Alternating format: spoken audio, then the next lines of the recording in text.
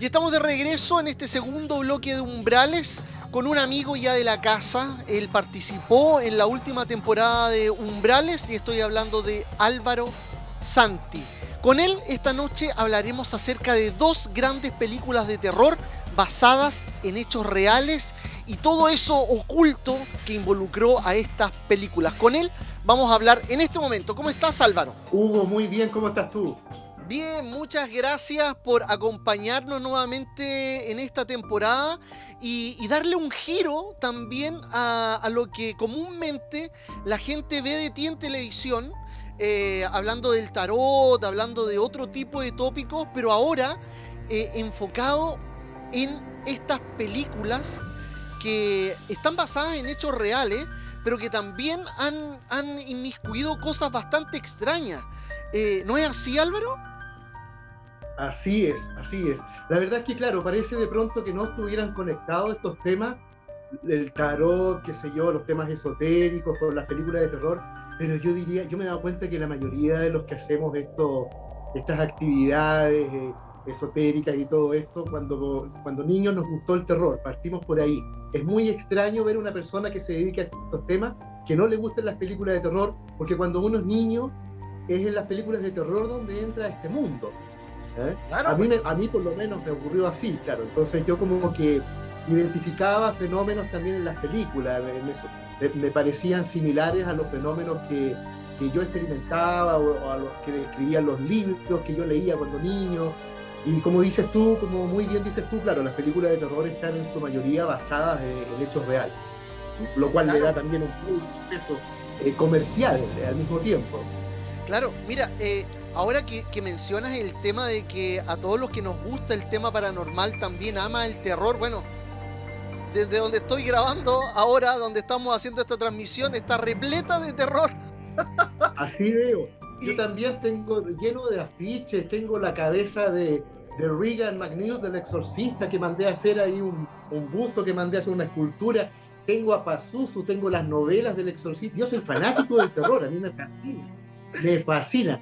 Y como soy coleccionista, me compro entonces diferentes ediciones de la misma película. qué Sobre genial, todo Álvaro. ahora que sale de Blu-ray, con documental, con material extra, esas cosas que uno espera ahí con ansia. Entonces, claro, ese es el otro lado mío.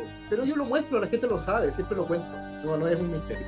Álvaro, ¿te parece? Mira, comencemos de inmediato con la primera película, Ajá, con El Ente. el ente. El Ente. Cuéntanos, ¿qué te pareció esa película primero? Y por qué esta película de terror ha causado, bueno, hasta ahora, para la gente que no la conoce, es una película basada en un hecho real de una mujer llamada Carla Morán. No sabemos si es el nombre real, quizás tú, Álvaro, tienes más datos al respecto, pero esta mujer era poseída sexualmente por una entidad. Claro. Cuéntanos cómo surgió esta película, qué te pareció y cuáles fueron los sucesos que llevaron a crear esta película, Álvaro. Bueno, esto es algo que ocurre en Estados Unidos en los años 70. Es una dueña de casa con hijos, ella vivía con sus hijos, pareja no tenía. Me parece que los hijos son de diferentes padres también. Ahí hay algo interesante en esa parte de la historia que después se va revelando en la novela que escribe Frank de Pelita, ¿cierto?, en los años 70, y se va mostrando un trasfondo. A mí me interesa mucho ese trasfondo. No sé si tú te has dado cuenta cuando uno ve una película de terror, está el tema paranormal, está toda esa situación, pero generalmente de fondo hay un drama familiar. O la persona que está experimentando estos fenómenos paranormales está viviendo algún tipo de crisis. Entonces también de alguna forma eso se va mostrando acá, porque ella de pronto, de un día para otro, empieza a experimentar lo que tú comentabas, ¿cierto? Que en el fondo es como, ella lo relata como si fuera un abuso sexual de parte de alguien que ella no puede ver, no sabe quién es, ¿sí? Pero la experiencia que ella tiene es de abuso sexual. Y con el tiempo incluso comienzan a surgir otras manifestaciones que también van como dándole fuerza a esto, ¿no? por ejemplo, rasguños, moretones, en partes que son claves, porque ella también relata que es un hombre muy grande el que la posee, con dos hombrecitos más pequeños, con dos Claro. seres más pequeños, claro, que a ella le sujetan las piernas, los brazos, para que pueda entonces darse el abuso, ¿cierto? Para que esta supuesta entidad pueda abusar de ella. Entonces ella, por supuesto, que al principio, cuando empiezan a pasar todas estas cosas, se asusta, arranca de la casa, qué sé yo, lo que generalmente ocurre en las películas de terror y en la vida real también. ¿Eh? Yo he tenido clientes que arrancan de sus casas o han arrancado sus casas diariamente, todas las noches, estilo película Poltergeist, se van de la casa con los hijos, se van a un hotel y vuelven al día siguiente. Entonces, a lo que a ella le ocurría, claro, llega un punto en el cual ella comienza a consultar a médicos, a un psicoanalista, a un psiquiatra o psicólogo, no recuerdo bien, creo que era médico, creo que era psiquiatra. Y entonces, bueno, él la entrevista y la primera teoría es un desorden psicológico, ¿cierto? Pero como siempre sucede en este tipo de cosas, primero se habla de un desorden psiquiátrico, psicológico, porque la ciencia es así, trata de darle una explicación más científica al tema, pero claramente había otra cosa que aquejaba a esta mujer. Claro. Bueno, un proceso que a mí me parece bien, ¿eh? Creo que hay que recurrir primero a eso, ¿cierto? A la ciencia. Yo, por ejemplo, con mi experiencia, yo he visto cuántas personas, imagínate tú, que recurren primero a tarotistas, a videntes, a brujos, pero resulta que hay un tema de salud. Entonces, cuando hay un tema de salud, cuando esto está afectando la salud de la persona, afecta el cuerpo de la persona, en este caso, por ejemplo, el caso de Carla Morán, ¿cierto? Que aparecían moretones, rasguños, que también ocurre, ¿eh? Yo tengo fotografías de rasguños, de moretones, de quemaduras, en zonas que son casi imposibles de alcanzar. Pero yo siempre le sugiero a la gente que parta por médico. Cuando se trata de salud, partir por médico, porque he visto que se hace de forma inversa y resulta que, bueno, imagínate que hay un problema de salud y no se atiende a tiempo. Entonces, yo he visto cómo se han cometido irresponsabilidades a ese nivel y finalmente es más difícil también poder sanar a alguien, ¿cierto? Cuando ya lleva un buen tiempo con los síntomas. Entonces, a mí me parece que sí, me parece que hay que acudir a médicos y de forma paralela también se puede acudir a algún especialista serio. Entonces, claro, en el caso de Carla Morán, por supuesto, las primeras teorías son desórdenes psicológicos y ahí es donde entra esto que yo te iba a comentar, que es muy interesante y que se suele dar cuando hay posesiones, cuando hay síntomas de posesiones demoníacas, ¿cierto? Y que generalmente hay un tema sexual detrás. Es muy interesante eso que ocurre. Y se da bastante. En El Exorcista también se da.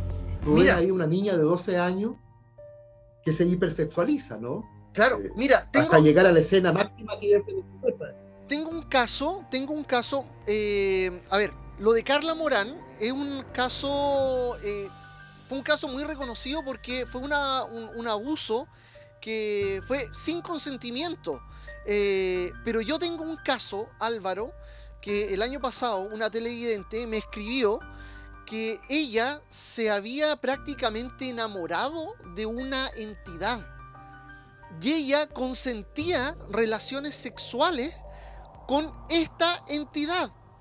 De hecho, me mandó fotos en donde tiene las manos marcadas en los brazos de esta entidad que ella, en este caso, había consentido una relación. Mira, incluso te digo más, se llegaron a casar, imagínate. Pero acá, este caso de Carla Morán era un abuso constante y bueno, que tuvo consecuencias mayores, ¿cierto, Álvaro? Sí, pero hay episodios en las violaciones que padece, ¿cierto?, que sufre Carla Morán de esta supuesta entidad. Hay un episodio en donde ella se excita, ella tiene un orgasmo. Y ella Mira, se siente claro. culpable después, porque ella despierta excitada. Ella despierta excitada, claro. Es distinto tal vez a lo que tú dices, porque en este caso que tú me cuentas, claro, hay alguien que termina colaborando, qué sé yo, y incluso generando un vínculo, no sé cómo denominarlo, no sé, pero de alguna forma se une, ¿cierto?, a este ser que abusa de ella. Ahora, en el caso de Carla Morán, hay abusos, ella padeció abusos en la infancia, de su padre. Ella fue víctima de abusos de su propio padre. Entonces, el psicólogo empieza a observar esto y también le llama la atención que en el relato de ella está este hombre muy grande, muy alto, y dos pequeños. Y resulta que ella tiene un hijo, hombre, mayor, y dos niños pequeños. Entonces, el psicólogo tiene en algún momento sostiene una teoría de que ahí puede estar ocurriendo algo en relación a los abusos que ella experimentó en la infancia con el padre. Ella se sintió contenta cuando el padre murió, ella lo confiesa en algún momento. El psicólogo logra sacarle esa información. ¿Cómo te sentiste? Bueno, me sentí aliviada cuando murió. Y se sentía culpable de eso. Pero también ella vive con un hijo que, si tú ves la película, si la gente ahí, los amigos revisan la película, hay una especie de incesto con el hijo. El Sí, hijo es es el raro, hombre ¿ah? de la casa. Claro, el hijo es el hombre de la casa. El Sí, hijo es el que se hace sí, cargo de de hecho, todo. claro, el hijo es el primero que llega a protegerla, siempre, A el que está ahí. protegerla. En la película hay una escena muy clave donde ella está siendo abusada y el Sí, hijo la está observando y no puede alcanzarla porque hay un campo como de fuerza que claro, empuja el que lo empuja hacia movimiento. atrás. Son casi como dos hombres peleándose por una mujer. Entonces, Tienes toda la razón, ¿ah? claro, hay un contenido sexual en la Sí, película que no corresponde solamente a estos abusos psíquicos, paranormales, energéticos, sino que también hay algo detrás. Entonces es interesante, si tú revisas películas de posesiones diabólicas, generalmente, Emily Rose, el exorcismo de Emily Rose, ella tenía una familia que era muy cristiana y la tenían a ella muy reprimida, y a ella cuando le comienzan a pasar estas experiencias de posesión y todo eso, cuando ella se cambia de ciudad y se va a la universidad sola y comienza por primera vez. Y claro. ahí sale todo esto. Entonces, es interesante porque la figura del diablo representa simbólicamente los instintos, el sexo. Es Toda una la razón. energía sexual, claro, que además se ha como, digamos que se ha transformado esta figura del diablo y se ha presentado como algo muy amenazante, no como algo que debería de estar integrado en uno, no como los instintos sexuales que deberían de estar equilibrados porque están integrados en uno, sino que en el fondo se hace esta cosa como que se reprime, pero sale por otro lado. Entonces yo la novela que estoy escribiendo ahora, hay una muchacha que tiene síntomas de posesión, pero también hay una historia detrás. Álvaro, pero según tu experiencia, ahora aquí hablando acerca de la película El Ente, ¿qué crees tú? ¿El demonio escoge a estas mujeres que han sido quizás abusadas, que son vulnerables en algún punto, para atraparlas como presa? ¿O tú crees que lo de Carla Morán era básicamente un problema psiquiátrico mental? Es tan difícil ahí descubrir la diferencia porque tal vez no hay mucha diferencia entre una cosa y la otra. De pronto son diferentes explicaciones de una misma experiencia. Eso es lo que ocurre. Eso me ocurre a mí con estos fenómenos. Porque uno siempre se pregunta, ¿esto es real o no? ¿Esto es una energía que viene hacia uno o es una cosa que surge de uno? Pero es tan delgada la línea de eso que tal vez ni siquiera hay una línea que lo separa. Tal vez es una sola cosa con diferentes explicaciones. Por ejemplo, en este caso de Carla Morán, claro, yo podría pensar que se produce digamos, como una sincronía, una conexión entre el drama de ella y estas otras fuerzas negativas, ¿cierto? Que de alguna forma también esas fuerzas negativas son parte de nosotros, somos nosotros de alguna forma también. Nosotros también hemos descrito eso, hemos explicado eso. ¿Qué quiero decir? Que de alguna forma es una dimensión de uno. Es una dimensión de uno que no está en paz, que está reprimida, que está en conflicto, que está anudada y que sale de forma patológica. ¿Te das cuenta? Entonces, claro, viene un sacerdote, va a tener una explicación que corresponde al catolicismo, a la religión, si viene un místico desde la mística, si viene un psicólogo de la psicología, etcétera. Pero aquí lo que ocurre es que Carla Morán tiene una experiencia, como muchas personas. Entonces yo creo que es algo que es difícil porque habría que abordarlo tal vez de diferentes visiones, de diferentes perspectivas, para llegar a algo más íntegro. Pero nos cuesta eso, porque también es algo desconocido para nosotros, es difícil, estamos todavía conociéndolo. ¿Qué es lo que pasó con Carla Morán al final? ¿Ya se sabe qué es lo que pasó con ella? Porque ya falleció. Sí, ella falleció en 2006, si no me equivoco, creo que fue el 2006, y falleció de cáncer. ¿Sí? Falleció de cáncer, tenía un cáncer en la médula, y falleció de eso. Disculpa. ¿Sí? Bueno, es probable también, podemos pensar que, y yo creo que la enfermedad tiene un trasfondo psicoemocional. Claro. Yo no creo que la enfermedad sea algo que surja de la nada en tu cuerpo. Yo creo que hay una historia, muchas veces de años y de generaciones, muchas veces detrás de un problema de salud. Para que alguien haga un cáncer, haga una enfermedad, hay toda una historia antes que se fue generando hasta que el cuerpo físico la registra y la muestra como una metáfora. Hay gente que dice que el inconsciente es el cuerpo, porque se expresa metafóricamente lo que está ocurriendo interiormente. Entonces, claro, ella hace un cáncer. Uno puede pensar el cáncer tal vez producto de los abusos, pero también el cáncer podría ser producto de los abusos que ella sufrió en la infancia. También. O producto de ambas cosas, que al final es una sola cosa. A eso te das cuenta que lo que a ella le ocurre a la infancia y lo que le ocurre ahora son como espejos, es como lo mismo. Entonces tal vez no hay mucha diferencia entre una cosa y la otra. Claro. Claro, oye, se va desarrollando algo, Es un tema muy interesante y que da también para largo y para investigar acerca de los abusos también de personas que han sido abusadas por entidades, no solamente Carla Morán, un tema que queda abierto. Pero quiero pasar ahora a la otra película que nos tienes preparada para esta noche, Álvaro, que es una película muy interesante. La pregunta que tú me hiciste, ella después, incluso después del estreno de la película Lente, después de la novela que tuvo otro nombre, porque a ella se le cambió el nombre para ocultar la identidad de ella, claro, pero después de eso ella siguió experimentando estos ataques y básicamente pasó el tiempo y se cambiaba de casa y seguía y claro, seguía, eso mismo te iba a decir, básicamente esto nunca cesó. No, hasta que fueron desapareciendo al final. Y cuando desaparecieron paulatinamente, pero llegó un momento en el cual ella ya no tuvo más ataques, pero comenzó a padecer el cáncer. Eso, claro.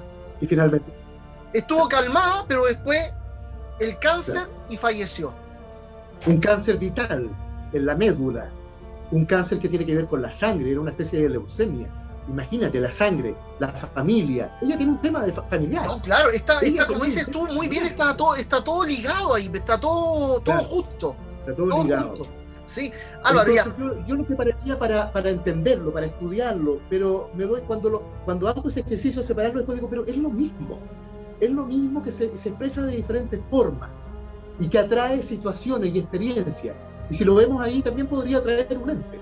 Si los entes también se ven seducidos por conflictos sexuales, por adicciones a drogas, alcohol, por violencia, las entidades de baja frecuencia vibratoria se sienten muy atraídas por las personas que padecen esos problemas.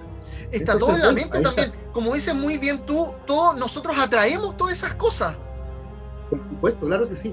Atraemos todo lo que nos toca. Si yo mañana salgo de acá y me asaltan afuera, eso habla del país, de la situación, de la situación económica, porque sale gente a asaltar, pero también tiene que ver conmigo porque me tocó a mí, no te tocó a ti. Entonces es mi experiencia. A mí al mismo tiempo me dice algo ese asalto. No sé, cuídate, o a lo mejor no estás soltando la vida y viene alguien y te lo agarra y te lo quitan, qué sé yo, pero hay una señal, hay un mensaje, hay algo ahí en eso que ocurre. Si lo queremos ver así, si no lo aceptamos así, bueno, no se ve así. Las cosas se viven como uno las ve. Toda la razón. Álvaro, continuemos entonces con la siguiente película, Amityville. Bueno, esta es una película también basada en un caso real en donde estuvieron involucrados los grandes investigadores, parapsicólogos y demonólogos los esposos, la familia Warren, de El Conjuro, que también Claro, ahora... que en paz descansen. Que en paz descansen, sí. Ojalá estén descansando en paz. Porque fallecieron. Los dejen descansar en paz. Después de tantos demonios que mandaron por ahí a volar. Cuéntanos, ¿cuál es la ellos dejen descansar en paz los demás? Vamos a ver. También, quién sabe. Cuéntanos, Álvaro, ¿en qué consiste? ¿Qué es Amityville? Bueno, Amityville parte con un caso que mucha gente conoce, que es este crimen que comete Ronald DeFeo, ¿cierto? Una casa habitada en Long Island, que tenía un nombre que era Friendly, yo lo tengo escrito acá porque tengo una memoria horrible, Friendly Bay Village, así se llamaba cuando esto fue fundado el siglo XVII, ¿eh? Ahí parte Amityville, que se hace muy conocido. Esto queda en Long Island, como decía, en Nueva York, y se hace muy conocido porque ahí había una laguna, entonces se pescaba mucho y se pescaba muy bien, y la gente iba a vacacionar, y había que tener dinero, también era todo caro, qué sé yo. Así se empieza a formar esto de a poco, y esta casa se construye entonces ahí en donde está actualmente, ¿es cierto? Y ahí llega la familia entonces de DeFeo, una familia que habita esta casa, y de pronto entonces una noche el hijo, no recuerdo si es el hijo mayor o no, creo que sí, asesina a toda la familia. Con una escopeta asesina a toda la familia. Claro, ese es un caso pero hiper conocido y muy impactante en los años 70. Y ocurre que después de esto la habitan los Lutz, que es otra familia, que solo alcanza a estar 18 días después del crimen. Tiempo después del crimen, entonces esta familia compra o arrienda esta propiedad y no alcanza a estar en esa casa un mes. Están solamente 28 días. ¿Por qué? Por la actividad paranormal que supuestamente comienza a ocurrir dentro de esta famosa casa. Ahora, hay un detalle antes. Cuando detienen a Ronald DeFeo, ¿cierto? Lo interrogan. Y bueno, la primera teoría nuevamente, el tipo está loco, con un desorden psicológico, claro, psiquiátrico, etcétera, ¿no? Tiene problemas mentales. Pero después lo entrevista el abogado y este joven le cuenta al abogado que él escuchaba voces y las voces le ordenaban que matara a la familia. Que asesinara. Entonces, que asesinara a la familia. ¿Qué hace entonces el abogado? El abogado va a la casa donde ya está habitando los Lutz y habla con ellos, y ahí los Lutz empiezan a contar de este fenómeno paranormal. Entonces, ¿qué es lo que se cree? Que esto es un arreglo del abogado para poder sacar a Ronald DeFeo de la cárcel. Se cree que él inventa, llegando a un acuerdo con los nuevos dueños de casa, ¿cierto?, estos fenómenos paranormales para poder vender todo lo que se ha vendido con esta película. Una película que ha dado, pero secuelas, libros, de todo, pero de todo. Y de hecho me parece que el próximo año, si Dios quiere, el próximo año también va a aparecer una película nueva también de Amityville, que también está en rodaje. Incluso se han hecho hasta reality dentro de la casa. De la casa, claro, de la casa. Incluso se hizo una película documental con el hijo mayor, creo, de los Lutz, de los que habitaron después la casa, y él cuenta ahí su experiencia y todo eso cuando él había negado todo esto antes, pero ahora lo cuenta como algo real. Entonces, claro, el problema con Amityville es que se transforma también en un negocio, claramente. Entonces, ahí se empieza a confundir lo paranormal con lo real. Eso es lo que ocurre. Mi teoría es que ahí algo pasó, probablemente, porque además tuvo un crimen, no sé qué habrá ocurrido antes, no sé si será verdad que este joven escuchaba voces, o bueno, también podemos estar frente a lo mejor a una persona esquizofrénica, ¿cierto?, que comete este crimen. ¿Por qué no? Si comete un crimen también finalmente. Entonces, claro, pero yo creo que ahí habían ciertos fenómenos y que se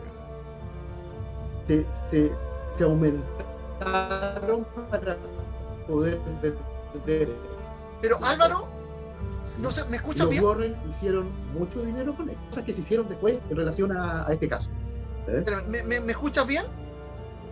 Yo te escucho bien, ¿sí? Sí, ahí sí, ahí volví.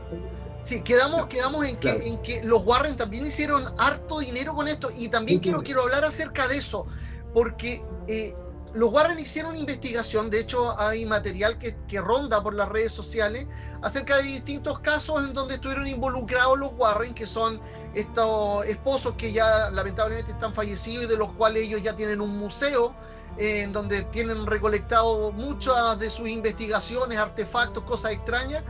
Y ellos también estuvieron en la casa de Amityville, y ya hay una fotografía icónica de unos niños, de un niño, sobre todo, que está en una de las escaleras de la casa. ¿Qué te parece a ti ese registro, Álvaro? Claro, bueno, mira, yo no soy perito en fotografía, a pesar de que estudié fotografía cuando tenía como 15, 16 años, pero no asistí a todas las clases, entonces nunca aprendí realmente. Pero sí, yo me imagino que es un registro fotográfico que se ha revisado, que los peritos lo han tratado de analizar y todo eso. ¿A qué conclusión llegan en un momento en que este niño se parece mucho al hijo menor de los Lutz? De hecho, hay comparaciones, tú puedes googlearlo y están las comparaciones, y la verdad es que son pero muy parecidos. Así que podría tratarse solamente de un registro que se hizo justo cuando apareció este niño, o le pidieron al niño que posara ahí asomándose, ¿cierto? Y le cambiaron los ojos, porque tiene los ojos como blancos y luminosos. Sí. Entonces, claro, uno ve este registro y sí, yo podría decir, claro, sí podría ser una manifestación paranormal, como también podría ser un montaje. Ahí habría que entrar a estudiar bien la fotografía, ¿cierto? Analizarla de verdad. Entonces, eso es lo que ocurre. Ahora, ese registro que dices tú es como el único registro que hay también. El resto es todo cuento. Claro, es que lo que tú bien dices, Álvaro, que lamentablemente ocurre en muchos otros casos, también emblemáticos, es que el dinero empieza a meterse de tal forma que se pierde la investigación real que puede haber. Porque, a ver, dentro de todo el ámbito paranormal, uno busca hechos paranormales, y dentro de lo que es el tema del ocultismo, de lo paranormal, la casa de Amityville aparece dentro de una de las icónicas, dentro de lo que es la energía paranormal, pero no sabemos realmente si es así. Claro, eso es lo que ocurre. Yo, por ejemplo, nunca he ido para allá, nunca he estado dentro de la casa, ni siquiera fuera de la casa. Entonces, distinto tal vez sería si yo pudiera ir y acercarme y tener algún tipo de aproximación ahí a la energía que hay, pero no se puede. Entonces uno finalmente lo que tiene son estos libros, estos relatos, esta fotografía y las películas. Bueno, claro que las películas tienen bastantes interpretaciones también a su vez, entonces no sabemos a qué atenernos. Claro, pues sí. Ahora, ¿sabes que hay algo? Es que hay cosas que cuando uno las comienza a averiguar estas cosas, se empieza a desarmar un poco esto, así tal cual como lo han presentado. Por ejemplo, hay una familia que habitó después de los Lutz, ya que los Lutz estuvieron 28 días y salieron arrancando, entre paréntesis, aquí había un seguro familiar para Ronald DeFeo, que si salía de la cárcel y lo cobraba, es mucho dinero. Entonces ahí estaban yo creo que estaban los abogados, los Warren, estaban todos tratando de sacar a este cabro de alguna forma para poder obtener esto. Es una posibilidad. Pero resulta que después hubo otra familia una familia completa que habitó esta casa. No están actualmente, porque ahora tiene un propietario, pero no se sabe quién es, porque la casa está como deshabitada, pero en realidad alguien la tiene. Alguien igual, la casa está amueblada por dentro y todo eso. Entonces, esta familia que habita después de los Lutz le tiene que cambiar la dirección a la casa. ¿Pero por qué le cambia la dirección? Porque el único problema que ellos tenían en la casa era que todo el mundo quería conocer esta casa. Hasta nosotros.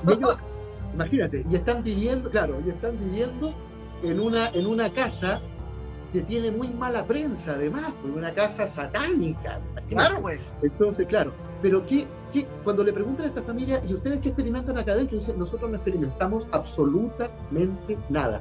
Y ninguna de las personas que habitaron la casa después experimentaron nada, pero nada de nada.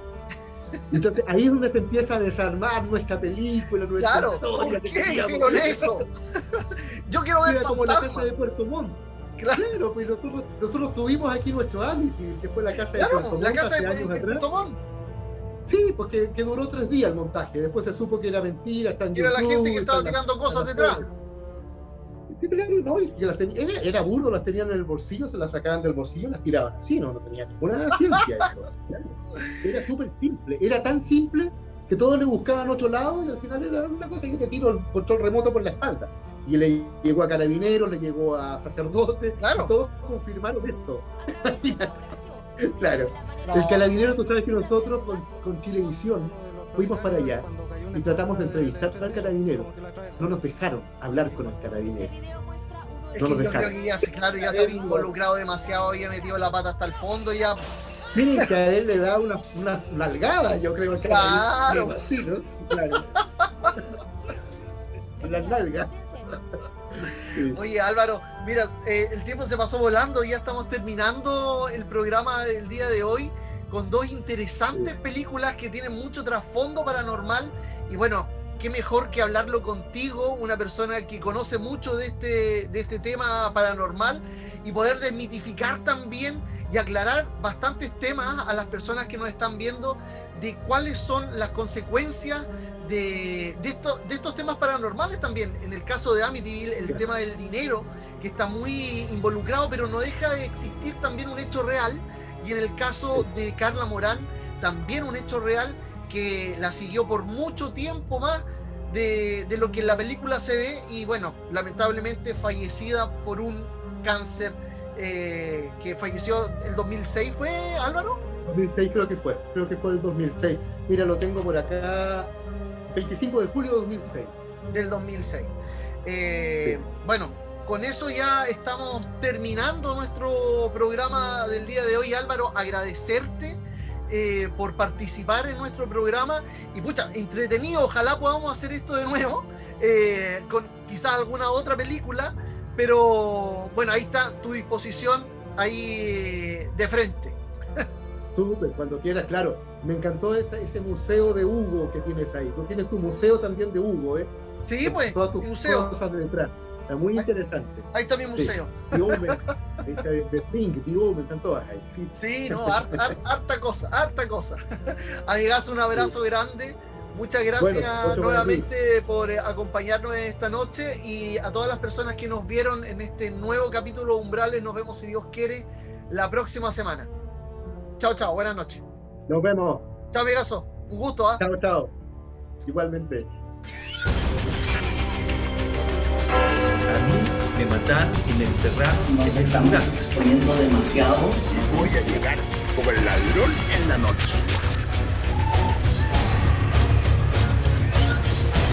Para poder generar un equilibrio adecuado, hoy día tenemos muchos problemas. no están realmente identificados como reales